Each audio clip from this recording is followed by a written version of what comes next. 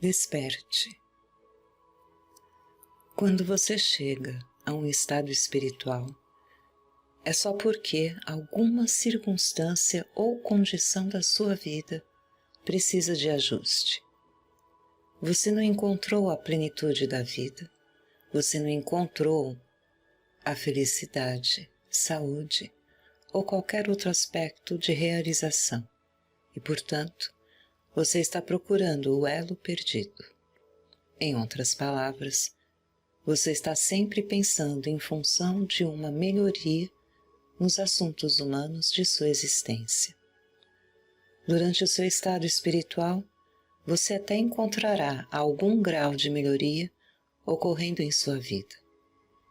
Mas posso assegurar-lhe que você nunca encontrará tudo o que procura humanamente, porque não é da natureza de um ensinamento espiritual dar a todos os humanos as coisas boas que cada um pensa que gostaria.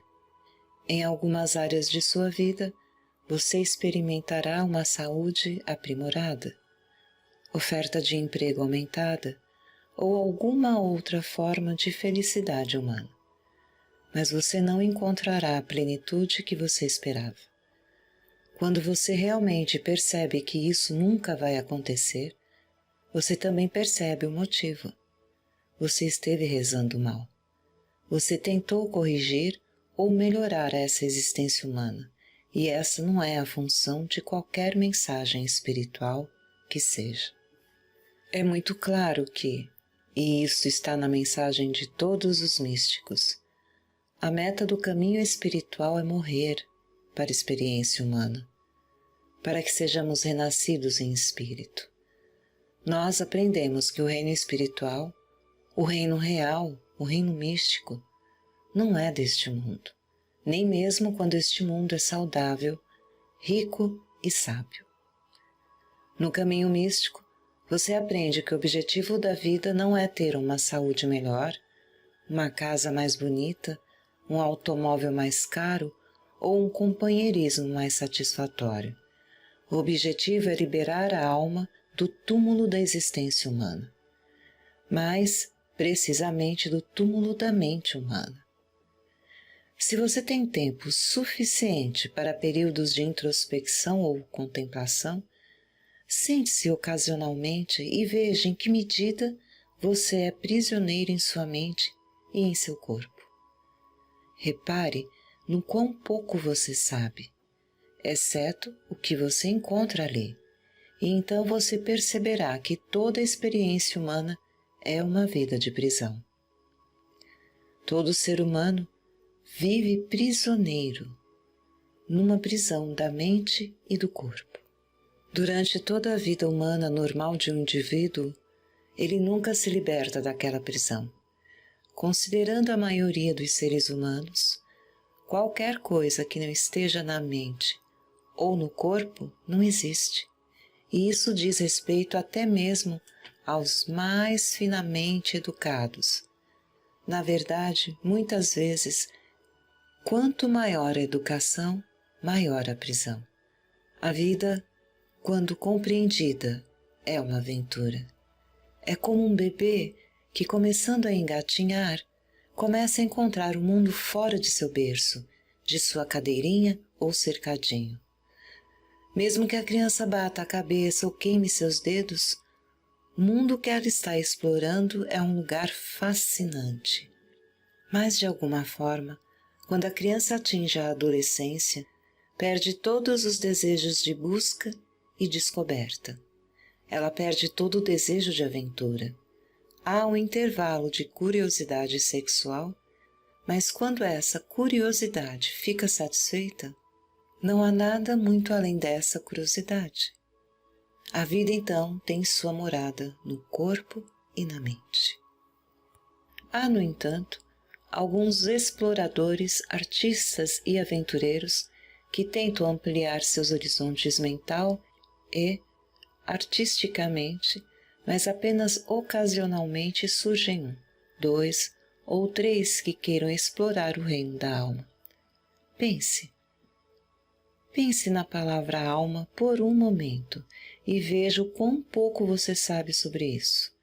Mas então, lembre-se que o resto do mundo sabe ainda menos do que você, porque você tem descoberto muito sobre a alma nos escritos que você anda lendo e estudando.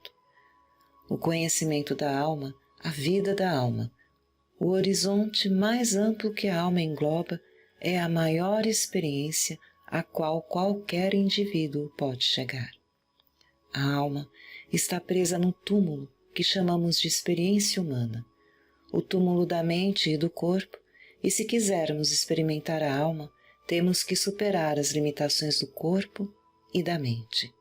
Sobre isso, o Mestre disse que não pensássemos na nossa vida, mas buscássemos o reino de Deus na alma. Nós violamos esse ensino pensando em Deus, ou na alma, como tendo a função de melhorar nossa vida humana, mas as instruções divinas são para não pensar nessa vida, ou em nenhum dos seus aspectos, corpo, mente ou qualquer outra coisa, mas buscar uma consciência desse domínio superior.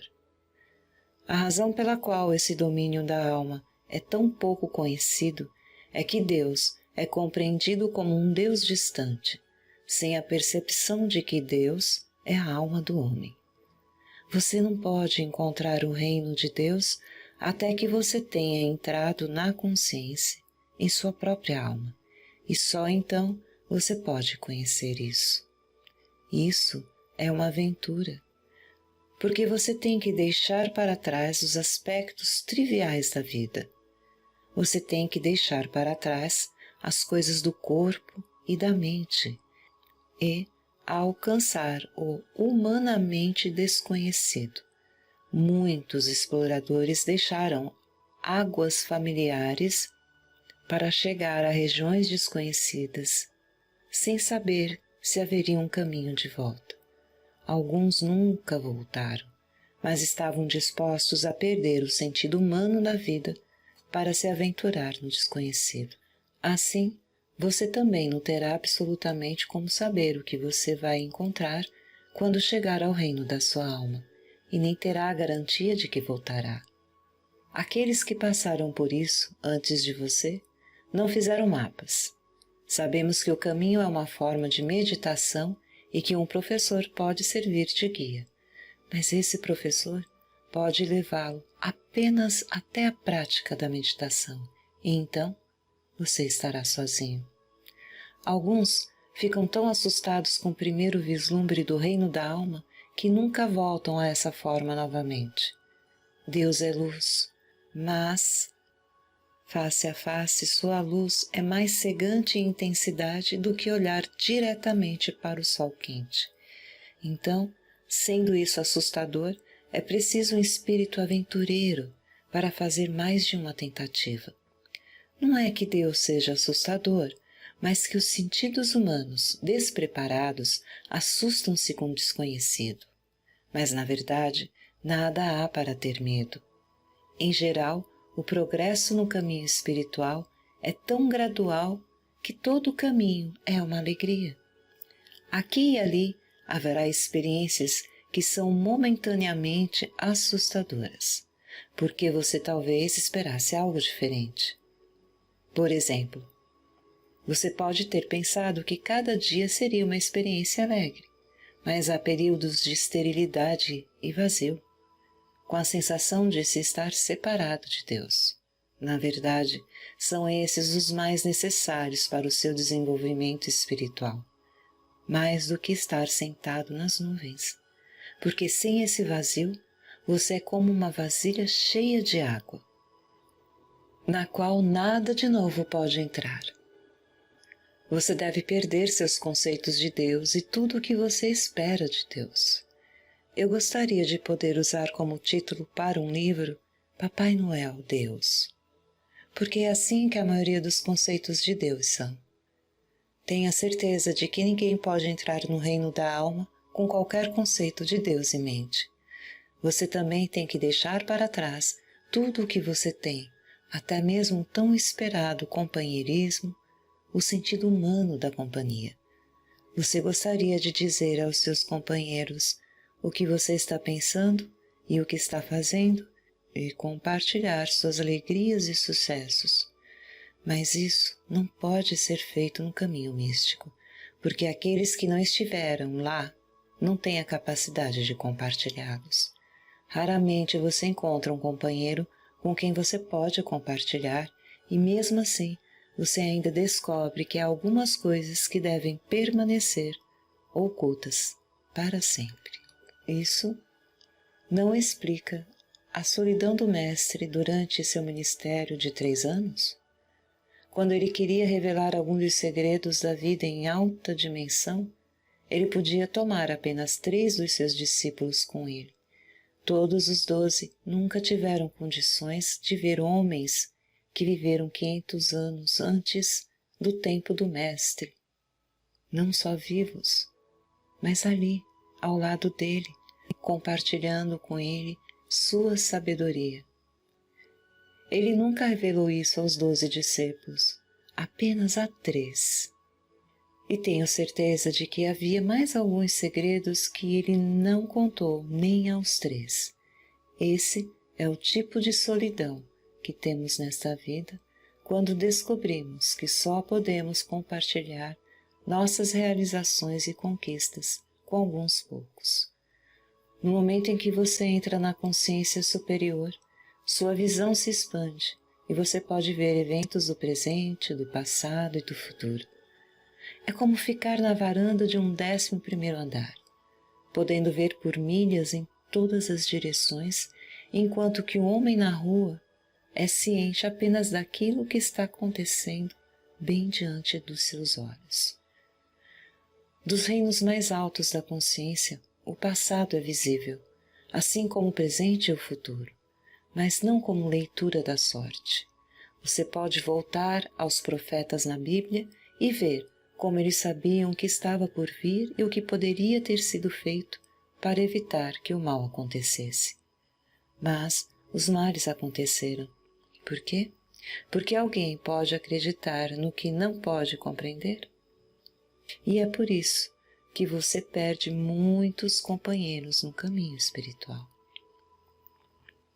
Existe uma razão prática para empreender a aventura espiritual, com tudo o que é agora conhecido. É possível trabalhar nos bastidores e mudar o curso dos eventos futuros. Isto é conhecido pelos místicos que estão agora no outro lado do véu. E na medida em que encontram homens e mulheres receptivos ao chamado espiritual, eles são capazes de doar o benefício de sua sabedoria aos que estão agora no mundo e exercem uma influência que ajuda a corrigir os assuntos humanos. E mesmo sem isso, a jornada já valeria a pena, porque liberta sua alma de toda limitação. Isso liberta sua vida de ser apenas um círculo vicioso de levantar-se pela manhã, comer 3 refeições por dia e ir para a cama à noite. Isso em si é uma prisão. O homem não foi criado para ser um escravo, fisicamente, economicamente ou mentalmente. O objetivo do homem é revelar a natureza de Deus. O propósito original do homem consiste em ser um instrumento através do qual Deus habita na Terra. Este é o significado de encarnação. Deus encarnado como homem individual. O Filho pródigo simboliza os caminhos perdidos do homem e mostra que o homem pode encontrar o caminho de volta para a casa do Pai, para a divina consciência e viver como herdeiro de Deus, com as sandálias, a túnica e o anel precioso. O homem é a grande glória de Deus. O homem não deveria chorar, e todas as suas lágrimas são derramadas apenas por causa de uma sensação de limitação. Toda lágrima que você derrama é prova de ter experimentado alguma forma de limitação em sua vida. Mas o homem não nasceu para chorar. Quanto mais você procura em seu corpo e em sua mente, mais aprisionado você se torna. Não pense, nem por um momento, que você está livre do corpo ou da mente. Em vez disso, entenda através do seu estudo, que você está indo além do corpo e da mente, no reino da alma. Quando você alcança esse reino, ou mesmo se você se aproxima dele, descobre que a mente e o corpo serão mais receptivos ao comando de Deus, e assim exigirão menos e menos atenção humana. Eventualmente, você será libertado desta prisão por um ato de graça. Alguma coisa acontecerá com você. Não se você apenas se sentar e esperar por isso, mas isso acontecerá se você mantiver seus pensamentos voltados para cima. Tu conservarás em paz aquele cuja mente está firme em ti. Reconheçam em todos os teus caminhos, e ele endireitará as tuas veredas. Na quietude e na confiança está a tua força. Com esses esforços, você se prepara para o ato da graça que acabará por libertá-lo. Você pode entender agora porque os anjos são retratados com asas e a razão pela qual falo de pensamentos em ascensão, experiências no topo do monte ou alturas da consciência. Quando a alma é liberada, voa para cima, mas não no tempo ou no espaço, e sim na consciência. Já não está ancorada no chão, não está mais sepultada no corpo e na mente. É uma consciência crescente, uma faculdade que expande. Quando uma pessoa experimenta a morte física, pensa-se erroneamente que a alma deixa o corpo e voa para cima. A razão pela qual eu digo que isso é um sentido equivocado é que por trás disso existe a verdade. Se você morre diariamente para o sentido mental e físico da vida, a alma é liberada e voa para cima. Mas esse não é o dia da sua morte física, é o dia em que você se torna vivo por causa da morte de seu falso sentido do eu. É o dia em que você é liberado do túmulo do corpo e da mente. Então, a alma está livre.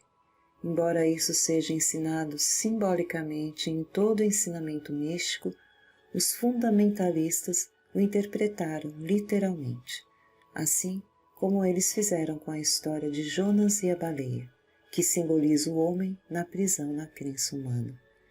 Você sabe que você tem um corpo e uma mente, mas você não veio para conhecer esse você, que tem o corpo e a mente, mas sim para esse eu, que é a aventura da vida, e a aventura da vida é o despertar deste eu. Você é a alma que vive. Mas, primeiro, você deve reconhecer que você é alma, e então deve começar a explorar, procurar e buscar até me encontrar. Até encontrar o seu eu, o seu verdadeiro você. Este é você que Deus enviou para viver a vida de Deus na Terra. Esse eu que você é nunca nasceu, nunca morrerá e está por um momento sepultado em um parêntese, lutando para sair e viver a vida com plenitude. Se você pesquisar seu corpo, dos seus dedos dos pés até o topo da cabeça, tentando localizar onde você está, descobrirá que você não existe em qualquer lugar entre a cabeça e os dedos dos seus pés. Você não pode encontrar seu eu em qualquer parte do corpo, e isso deve ser a sua primeira dica. Se eu não estou neste corpo, onde eu estou? O que eu sou? E então, a busca pela criação do homem, de Deus, começa. A sua grande aventura começou. É melhor manter todas as suas descobertas para você, porque nunca acredite que encontrará alguém que tenha exatamente as mesmas experiências. Então, algum dia, quando você estiver conscientemente fora do corpo e perceber que eu sou eu, você poderá ver que Deus plantou a plenitude de si mesmo em você, para que nada possa lhe ser acrescentado e nem nada possa lhe ser tomado, pois você realmente vive na plenitude em Deus. Você então não irá procurar nada lá fora. Será livre para compartilhar 12 cestas cheias a cada hora do dia, sem achar que está se esgotando. Então, viverá uma vida de alegria como um céu na terra, mas não até que você me veja como eu sou. Veja seu eu como ele é, não bloqueado em um corpo ou mente, mas incorpóreo, espiritual, onipresente e livre. Então você saberá porque está escrito: as armas não alcançam a vida, a chama não a queima, as águas não a podem superá-la. Porque você é esse eu, feito da própria natureza de Deus, indestrutível, indivisível, inseparável de Deus. Nem a vida, nem a morte podem separá-lo da vida de Deus, do amor e da realização.